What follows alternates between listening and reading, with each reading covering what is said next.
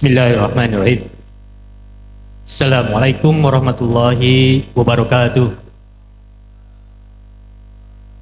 Alhamdulillah walladzi arsala rasulahu bil huda wa dinil haqq yudhhiruhu ala dini kulli wa kafa billahi syahida. Asyhadu an la ilaha illallah wa asyhadu anna Muhammadan abduhu wa rasuluhu la nabiyya ba'da. Allahumma shalli wa sallim ala Muhammad wa ala alihi wa sahbihi wa man tabi'ahum bi ihsan ila yaumil qiyamah. Amma ba'd.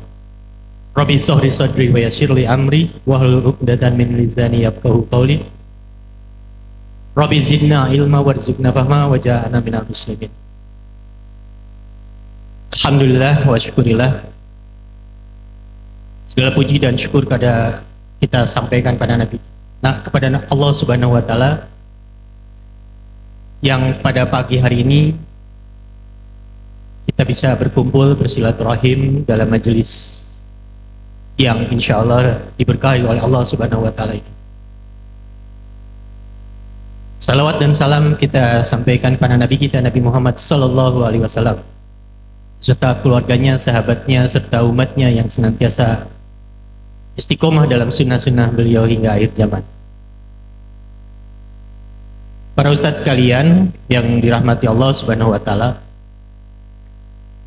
sebagaimana kita ketahui bahwa ada keutamaan dalam mengikuti majelis ilmu ini adalah kita merapatkan barisan, kita maksimalkan tempat yang ada, dan jangan sampai keutamaan yang paling depan itu antum menyia-nyiakannya. Sebab itu sebelum saya mulai, izinkan saya meminta merapatkan kembali ke depan barisannya supaya yang di belakang yang masih berdiri atau yang membuat acara sendiri itu bisa bergabung dengan kita di sini. Tafadhol, monggo Ustaz, maju aja sedikit lagi. Yang paling depan digeser lagi ke depan. Ayo. Ya, insya Allah saya tidak mau mulai kalau belum ada perubahan.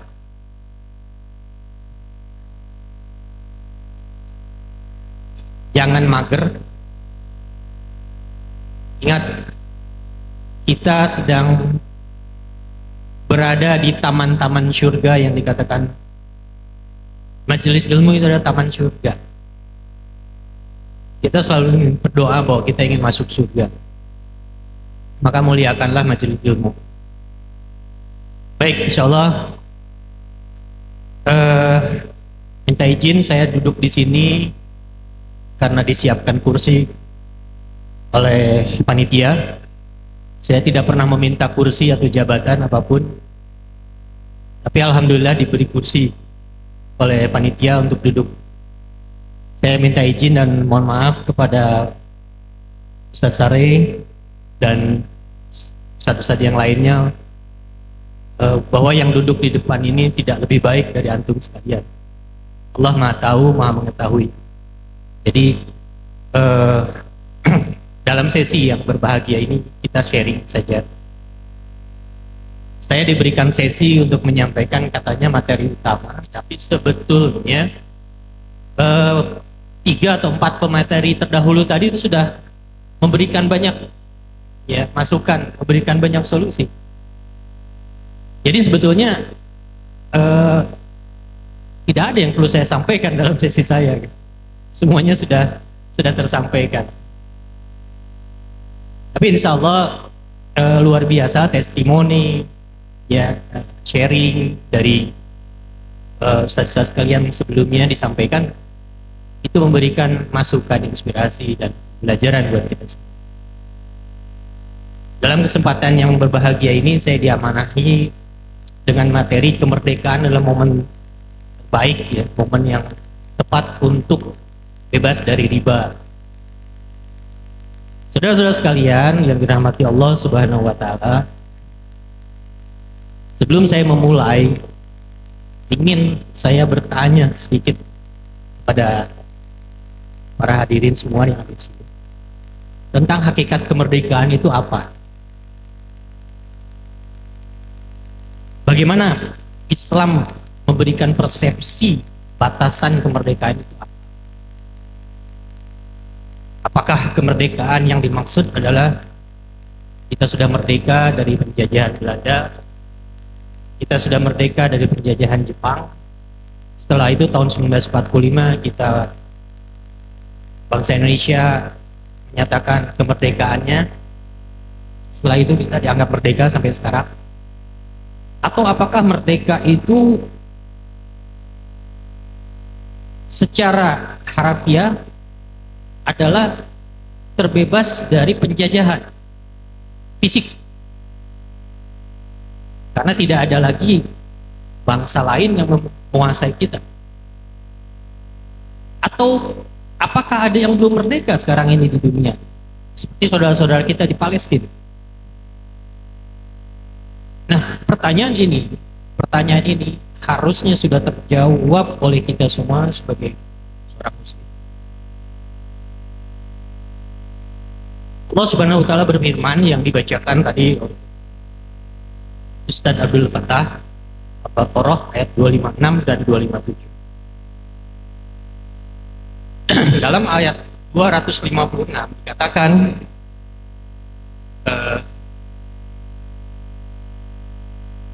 la ikraha fiddin, ya, dan selanjutnya yang artinya tidak ada paksaan untuk memasuki agama Islam. Sesungguhnya telah jelas jalan yang benar daripada yang sesat. Karena itu barang siapa yang ingkar kepada Tagut dan beriman kepada Allah, maka sesungguhnya dia telah berpegang kepada bulul tali yang amat kuat, yang tidak akan putus.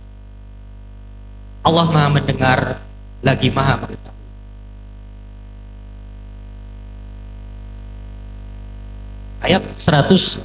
Ayat 256 terjemahannya seperti ini. Kita lihat dan kita baca di ayat berikutnya. Ayat 250 mengatakan, dan insya Allah kita membaca ini sebagai zikir pagi dan petang setiap hari. Mudah-mudahan kita memahami juga apa yang ada dalam isi dari ayat ini untuk kita semua. Artinya Allah pelindung orang yang beriman, Dia mengeluarkan mereka dari kegelapan kepada cahaya atau iman. Dan orang-orang kafir, pelindung-pelindungnya adalah setan atau Tagut yang mengeluarkan mereka dari cahaya kepada kegelapan. Mereka adalah penghuni neraka, mereka kekal di dalamnya. Dua ayat ini memberikan gambaran yang jelas kepada kita hakikat kemerdekaan yang sesungguhnya bagi seorang muslim. Saya ulangi, ayat ini menjelaskan kepada kita hakikat yang sebenarnya kemerdekaan bagi seorang muslim. Apa itu? Yang pertama adalah Islam sudah membawa kita dari ketergantungan kepada sesembahan selain Allah atau kepada makhluknya Allah, dan hanya menyembah hanya kepada Allah. Itu hakikat kemerdekaan yang sesungguhnya. Artinya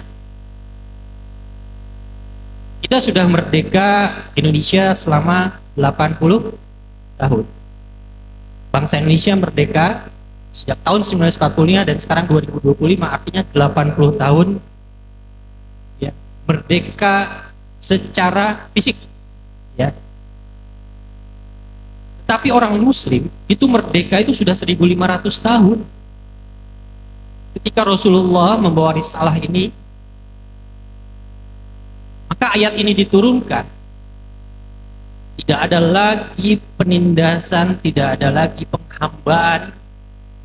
Yang ada adalah kebebasan setiap muslim dari penghambaan atau menyembah makhluk Allah hanya kepada Allah Subhanahu wa taala. Islam hadir ya, membebaskan belenggu-belenggu itu. Tadinya ada perbudakan, ditiadakan perbudakan. Adanya riba, ditiadakan riba.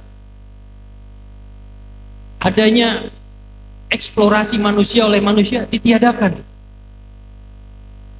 Maka Allah yang Maha Pengasih dan Maha Penyayang kepada kita sebagai hambanya sudah membebaskan kita sejak Islam itu diturunkan dan risalah itu sampai kepada Nabi Muhammad Sallallahu Alaihi Wasallam.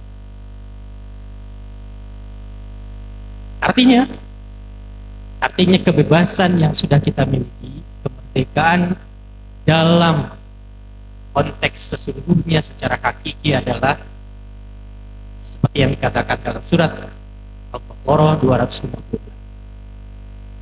Di ayat berikutnya 257 dikatakan bahwa seorang muslim itu hanya beriman kepada Allah Subhanahu wa taala dan mengingkari togut atau sesembahan lain. Dalam konteks arti togut yang diartikan di sini adalah sesembahan lain selain daripada Allah Subhanahu wa taala. Dalam kalimat berikutnya, bahkan orang-orang kafir itu kebalikannya, memuliakan togut dan meninggalkan hanya bertakwa dan menyembah Allah Subhanahu wa taala. Dan itu kebalikannya. Allah ancam di akhir dari ayat itu, mereka itu adalah penghuni neraka yang kekal. Kita pilih yang mana kira-kira? Kita pilih mana yang sesungguhnya kita orang-orang yang beriman, insya Allah seperti itu. Artinya bahwa selama kita menjadi seorang beriman, tetapi kita masih terbelenggu kepada aturan, lifestyle, ideologi yang tidak datang dari Islam, yang tidak dari Allah Subhanahu wa taala, kita belum merdeka. Setuju?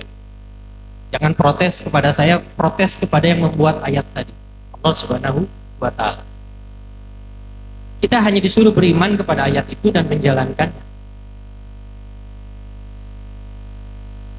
Baik, kita lihat sekarang realitanya.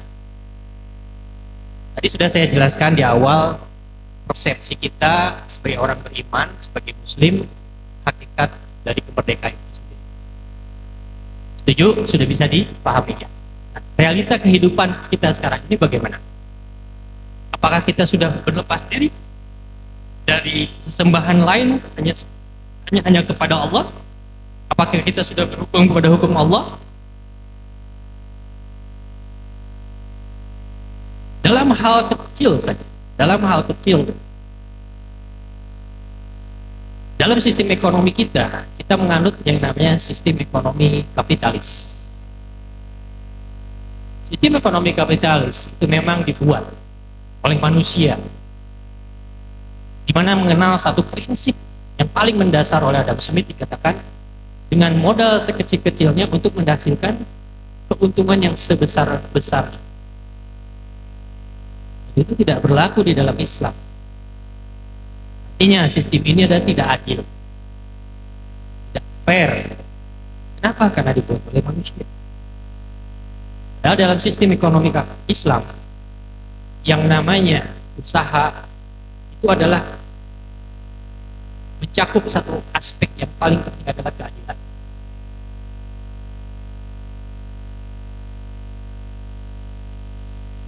Kita kadang-kadang juga terjebak dalam pemikiran kita yang masih kapitalis. Tadi disampaikan dalam testimoni stadion yang luar biasa, tidak punya rumah, cari modal, akhirnya terjerat dengan KPR, seolah-olah tidak ada solusi pada saat itu. Kenapa? Maaf Stadion, paham. Saat itu seolah-olah solusi hanya ada di perbankan. Tidak punya motor, mau punya motor, uangnya cuma ada 1 juta, berangkat ke leasing, kata leasing, berapa? 1 juta sebagai DP, sisanya cicil. Itu realita kehidupan kita sekarang. Dan berlaku untuk yang lain. Seolah-olah solusi itu hanya ada di tangan.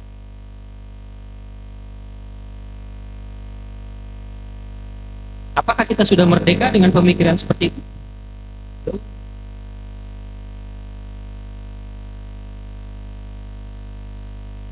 Maka kembali kepada Islam itu sendiri yang mengatur seluruh aspek kehidupan kita, sosial, politik, budaya, ekonomi, bahkan muamalah yang ada dalam Al-Quran itu porsinya 60%.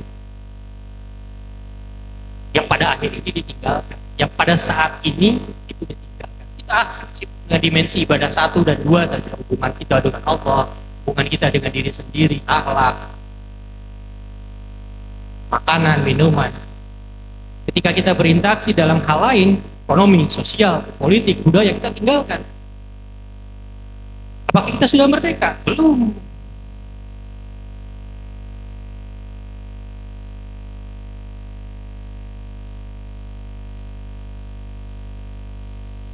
Saudara-saudara sekalian dari rahmati Allah Subhanahu wa taala, apalagi yang akan membuat kita sampai saat ini masih terbelenggu oleh pemikiran-pemikiran, sebuah aturan-aturan, ideologi yang menjebak kita seolah-olah kita sudah mencukupkan ibadah, seolah-olah kita sudah paripurna dalam masalah ibadah, adalah sistem atau tatanan kehidupan.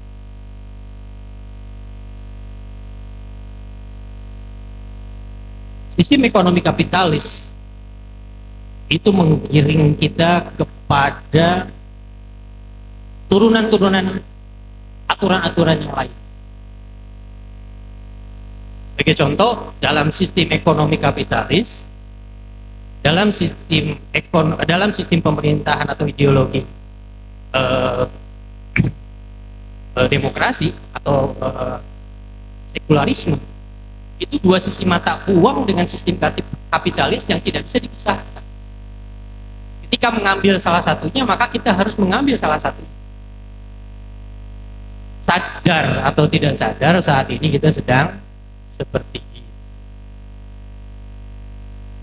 Insya Allah melihat upaya kecil kita ada di dalam komunitas seperti ini, memulai kesadaran kita untuk berlepas diri dari aturan-aturan makhluk Allah kepada hanya aturan Allah, itu dimulai dari angka kecil seperti ini, membebaskan diri dari riba. Padahal itu hanya salah satu aspek kecil dalam kehidupan. Bagaimana dengan kehidupan yang lainnya, dengan aspek-aspek kehidupan yang lainnya, berinteraksi, sosial, nanti dalam aspek sosial, politik, keuangan. Dan yang paling besar lagi adalah institusi yang namanya negara. Karena negara ini mempunyai posisi yang paling penting dalam menentukan arah dan kebijakan kita sebagai rakyat. Kita ingin semua, saya yakin yang hadir di sini, ingin hidupnya diatur oleh syariat Islam. Ingin? Setuju? Mau? Tapi nyataannya sampai dengan saat ini kita belum bisa melakukan.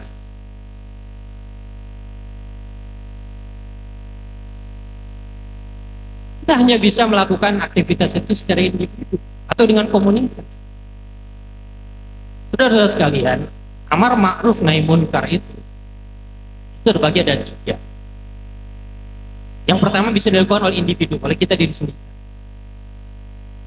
Sampai pada titik tertentu, mentok, nggak bisa apa-apa. Kita punya keterbatasan. Saya ceramah, saya ngasih cerita ke sana, ke sini, ke sini. Ustaz cuma bisa ngomong aja. Memang, saya hanya bisa menyampaikan dan selesai dalam pikiran Anda, dalam benak Anda, dalam orang-orang yang hadir dalam kajian ini. Setelah itu, apa kan? Saya sendiri nggak tahu.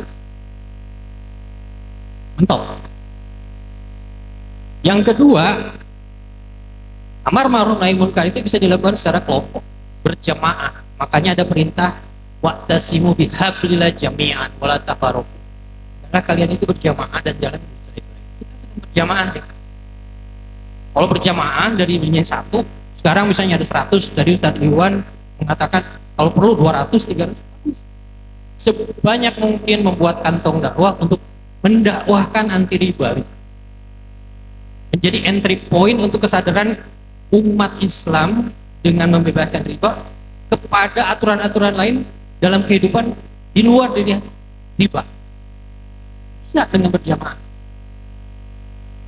Sampai pada titik tertentu mentok juga. Ada Hizbut Tahrir.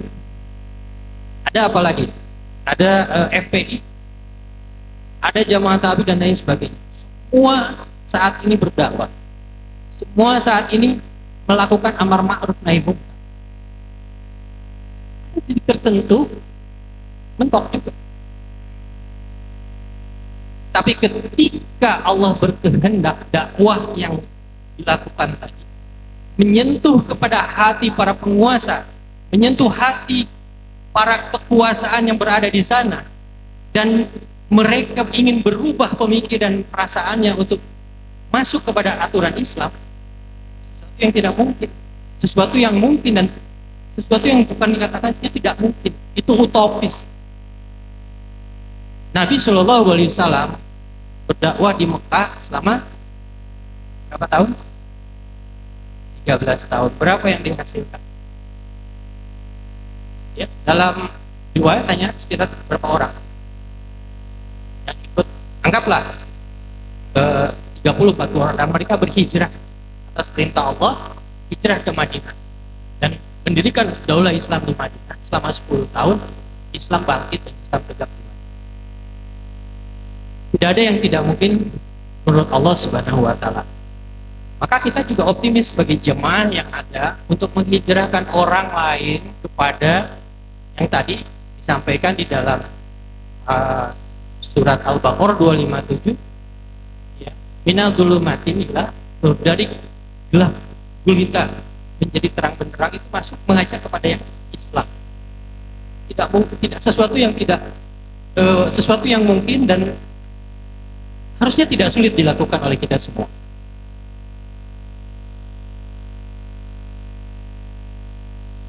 Memerdekakan orang dari pemikiran kapitalis kepada ekonomi Islam.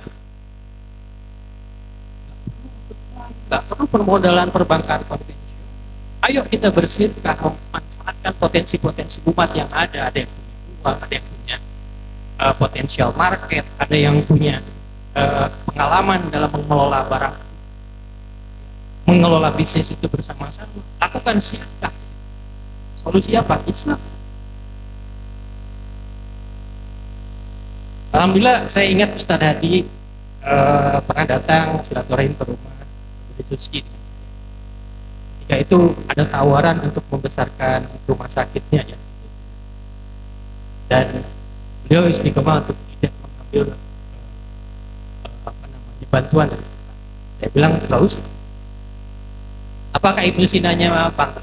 Enggak kan? Seperti itu. Dan saya yakin teman-teman yang lain pun bisa melakukan itu dan mungkin sudah melakukan itu.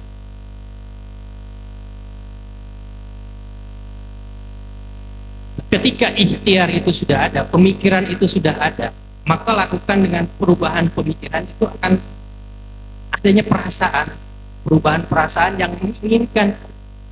Saya pakai aturan Islam aja deh. Saya tinggalkan aturan-aturan lain yang membelenggu saya, yang membuat saya tidak merdeka ini.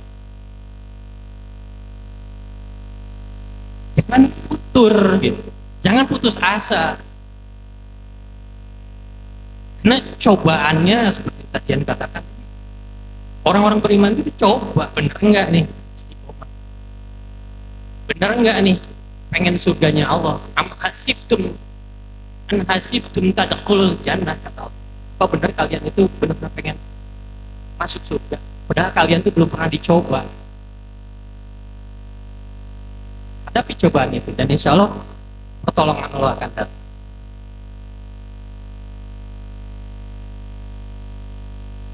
Saudara-saudara sekalian yang dirahmati Allah Subhanahu wa Ta'ala, terkadang afwan, kita sendiri yang mengajarkan kepada anak-anak kita pemikiran kapitalis. Semoga Allah Subhanahu wa Ta'ala mengampuni dosa kedua orang tua saya yang mungkin juga sama pemikirannya seperti yang ingin saya sampaikan. Nah, sekolah yang benar, yang pintar, yang baik. Jadi dokter tuh kayak dokter Hadi, banyak uangnya nanti, ya. Banyak pasiennya, setiap pasien aja misalnya 250.000 satu malam, 10 pasien udah 2 juta sekarang. Jadi dokter kan mungkin dari sekarang sekolah supaya nanti banyak uang, gak jadi kapitalis. Pemikirannya masih belum merdeka. Padahal yang kita yakini ikhtiar itu tidak berbanding lurus dengan rezeki. Ikhtiar itu bukan kausalitas untuk mendatangkan rezeki lebih banyak. Itu pemikiran kapitalis. Ya, kalau pemikiran Islam tidak. Rezeki, jodoh, maut, qada dan qadarnya Allah, haknya Allah. Allah sudah tentukan itu. Banyak orang yang duduk manis tidur, duitnya datang terus, rezekinya ada terus. Ada yang mulai dari pagi sampai tengah malam bekerja, tetap sulit, keuangannya terbatas. Ini ada kajian khusus tersendiri namanya qimah, nilai dari sebuah ikhtiar. Jadi ikhtiar tidak berbanding lurus dengan rezeki. Ikhtiar itu sesuatu yang dihisab oleh Allah, yang akan menjadikan catatan amal solih atau catatan amal saleh buat kita. Karena itu ranah yang menguasai kita. Cari duitnya yang halal, jangan korupsi jadi kayak koruptor. Itu ikhtiar yang salah. Sekalipun dari hasil korupsi duitnya banyak. Maaf ya Pak Menteri, ada menteri nggak di sini hadir?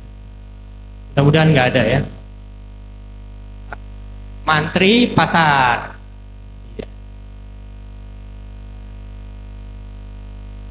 Ketika ikhtiarnya salah mengambil hak orang lain, maka hukum kausalitasnya dia berdosa.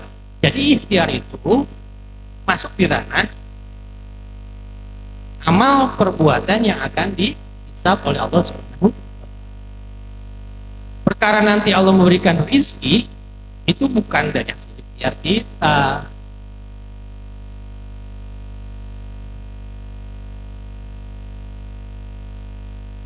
Bapak-bapak sekalian yang punya istri di rumah cantik, baik, solih, itu bukan karena ikhtiar antum. Ya.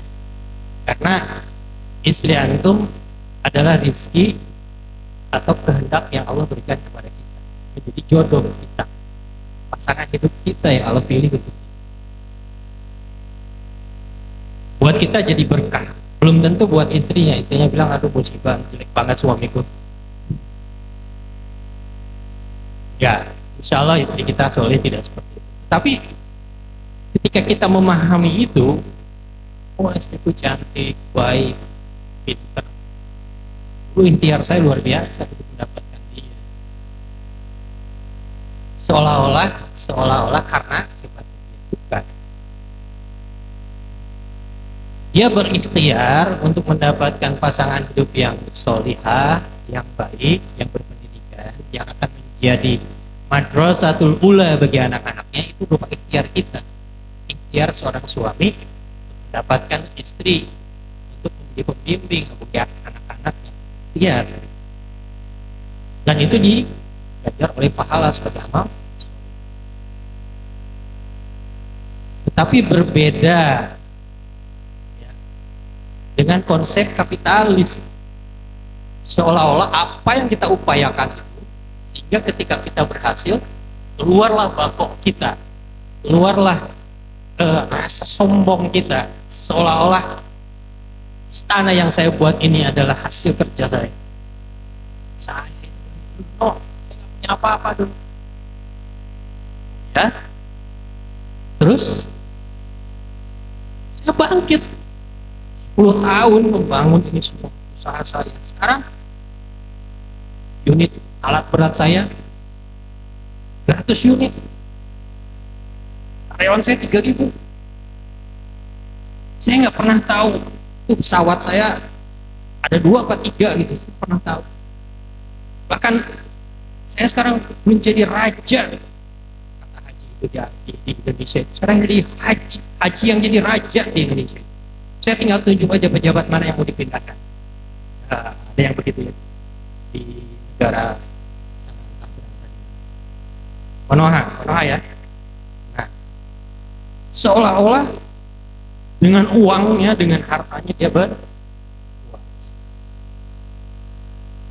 Tapi ingat, ketika Allah punya ketetapan lain, mudah bagi Allah itu hilang. Oleh sebab itu, jangan dibiasakan pola pikir kita mulai dari rumah saja sudah mengajarkan pemikiran kapitalis kepada anak kita sendiri.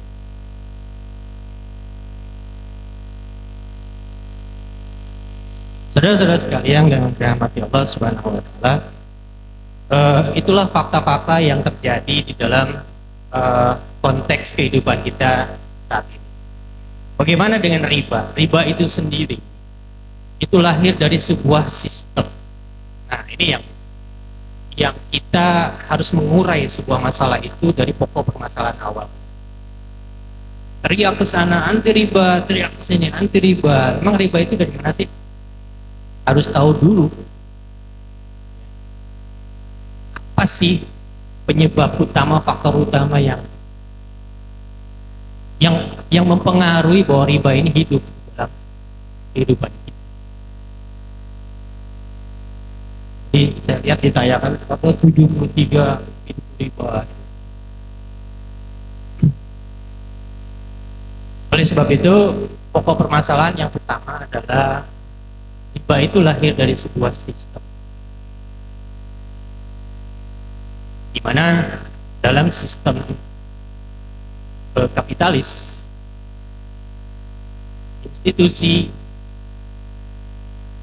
atau badan hukum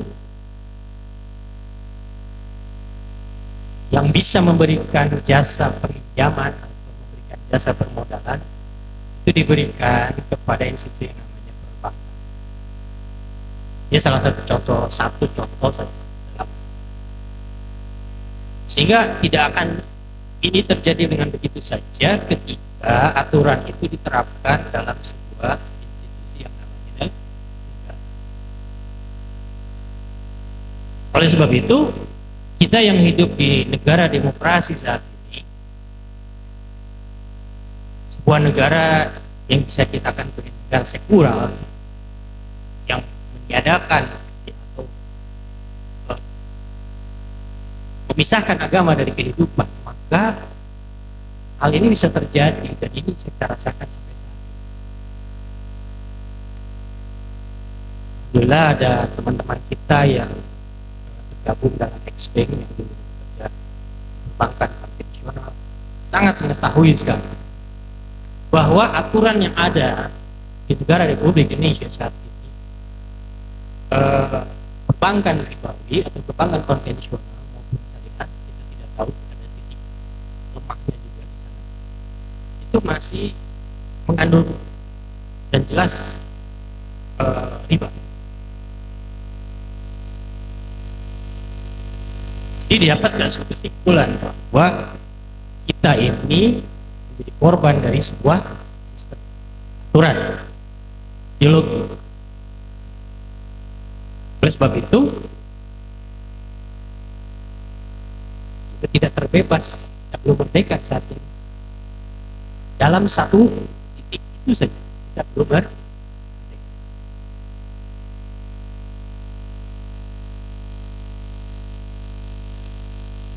Saudara-saudara sekalian yang dirahmati Allah Subhanahu wa taala, oleh sebab itu ajakan sekaligus juga menjadikan himbauan bagi kita semua untuk kembali kepada Islam.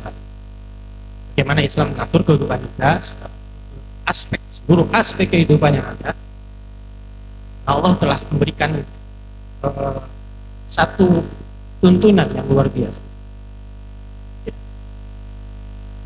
bahwa hanya Islam sajalah yang bisa menyelamatkan kita dalam kehidupan di dunia dan selamat juga kehidupan kita di akhirat. Oleh sebab itu, tidak ada pilihan lain, memerdekakan pemikiran kita, perasaan kita, dan aturan yang membelenggu kita saat ini untuk kembali kepada Islam dalam seluruh aspek kehidupan. Jangan parsial, jangan hanya retorika, atau pragmatisme.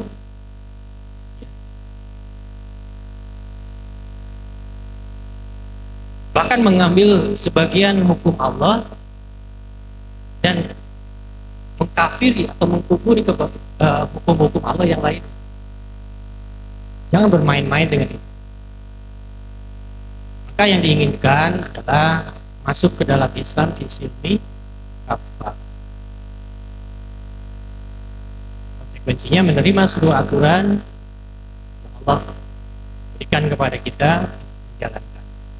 Dan tentunya untuk saat ini kita dalam keadaan darurat, kita belum diatur dalam sistem pemerintahan Islam, kita belum menjalankan seluruh aspek kehidupan dalam Islam secara kafah. Kita harus berjuang, kita harus berada di dalam barisan yang memperjuangkannya, bukan hanya sekedar retorika, bukan hanya sekedar pragmatisme, bukan hanya sekedar keinginan, tapi lakukan, do something. Sekecil apapun itu akan menjadi kebanggaan kita yang akan kita bawa di hadapan Allah Subhanahu wa taala. Ya Allah, inilah aku, semasa hidupku di dunia aku hanya bisa melakukan ini. Terimalah amal ibadahku ya Allah yang kecil ini untuk wasilah aku masuk dalam surga. Bisa negosiasi dengan Allah dengan amal perbuatan. Berbeda dengan kita sedang menikmati keadaan yang ada sekarang ini. Hujan-hujan aja. Maaf ya, tadi saya kesini itu beberapa kali berhenti karena aktivitas gerak jalan santai memperingati hari kemerdekaan Republik Indonesia. Semangat, bahkan lebih semangat yang gerak jalan sana daripada saudara-saudara kita, teman-teman kita, anggota BRBU untuk datang ke sini. Padahal harusnya kita lebih semangat dari mereka. Mereka memperingati itu setahun sekali kemerdekaan Republik Indonesia. Kita memperingati itu harusnya setiap hari, setiap detik, bahwa kita sudah merdeka dari pemikiran dan ideologi, dari pemikiran dan aturan tauhid yang disampaikan tadi. Merdeka kita tiap hari, harus setiap saat, setiap detik kita sholat. Inna sholati wa mahyaya wa mamati lillahi rabbil alamin. Hanya penghambaan kita hanya kepada Allah dan meniadakan penghambaan lain kepada makhluk selain Allah. Merdeka itu tiap hari kita peringati, tapi kita sadar apa enggak? Ucapan dalam sholat, selesai sholat, aduh mikir lagi, belok lagi. Kita tiap hari memperingati kemerdekaan kita sebagai seorang muslim, kemerdekaan dari menghambakan tauhid kepada Allah Subhanahu wa ta'ala. Merdeka kita bukan setiap setahun sekali. Nah, inilah muhasabah buat kita semua. Momen yang terbaik dalam memperingati hari kemerdekaan ini, kita sendiri sudah punya takaran, kita punya standar kemerdekaan buat individu kita sebagai seorang muslim. Sudahkah kita merdeka? Pertanyaannya kepada diri kita sendiri. Saya tidak bisa memberikan sebuah justifikasi atau menghukumi yang ada sekarang ini. Oh, misalnya Pak Sariman itu sudah merdeka. Oh, misalnya yang lain sudah merdeka. Tapi sebenarnya maaf.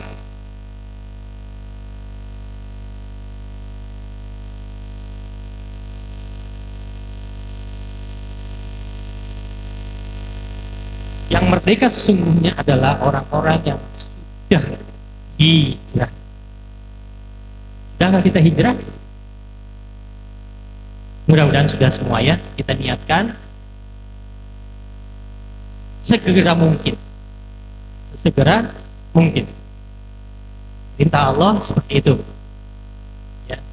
Wasari'u ila maghfiratin mir rabbikum wa jannatin arduhas samawati wal ardh uiddat lil muttaqin. Bersegeralah untuk mendapatkan ridhonya Allah, ya, yang surganya seluas langit dan bumi, yang diperuntukkan bagi orang-orang yang bertakwa. Ayo hijrah, bersegera. Tadi sudah pada cerita umur, oh saya udah sekian tahun umurnya, oh saya masih muda, oh saya it's okay. Tidak ada hukumnya orang yang paling tua itu duluan meninggal.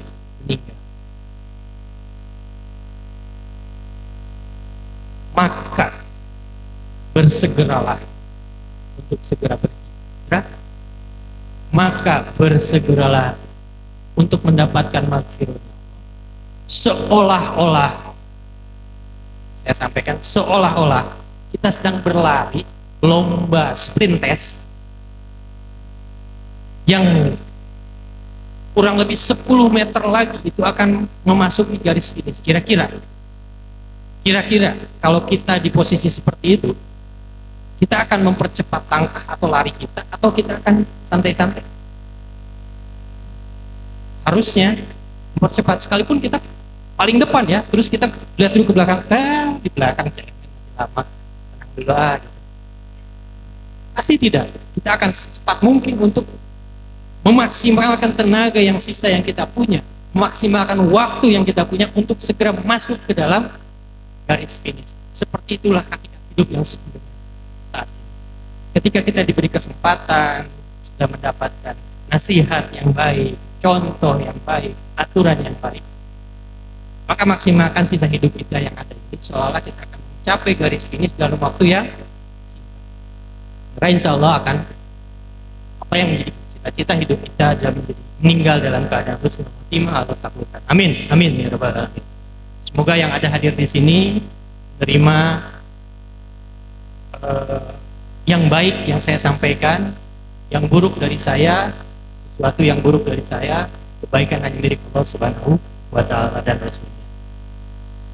Untuk menutup nasihat ini, tausiah ini, kita akhiri dengan doa. Semoga kita yang ada hadir di sini diberikan kemudahan, dibebaskan dari segala pemikiran yang belum memerdekakan kita dari aturan Allah dan Rasulnya, untuk segera mengambil dan memilih aturan Allah dan Rasul. Amin, amin ya rabbal alamin. Allahumma la sahla illa ma ja'altahu sahla wa anta taj'alul hazna idza syi'ta sahla. Rabbi ishrah li sadri wa yassir li amri wahlul 'uqdatam min lisani yafqahu qawli. Rabbana zalamna anfusana wa illam taghfir lana wa tarhamna lanakunanna minal khasirin. Allahumma nawwir qulubana bi nuri hidayatika kama nawwarta Allah bi nuri samsika abadan abada bi rahmatika ya arhamar rahimin. Rabbi zidna ilma warzuqna fahma waj'alna minal muslimin. Rabbana atina fid dunya hasanah wa fil akhirati hasanah wa qina adzabannar. Amin ya rabbal alamin. Akhiru da'wana alhamdulillahi rabbil alamin. Assalamualaikum warahmatullahi wabarakatuh.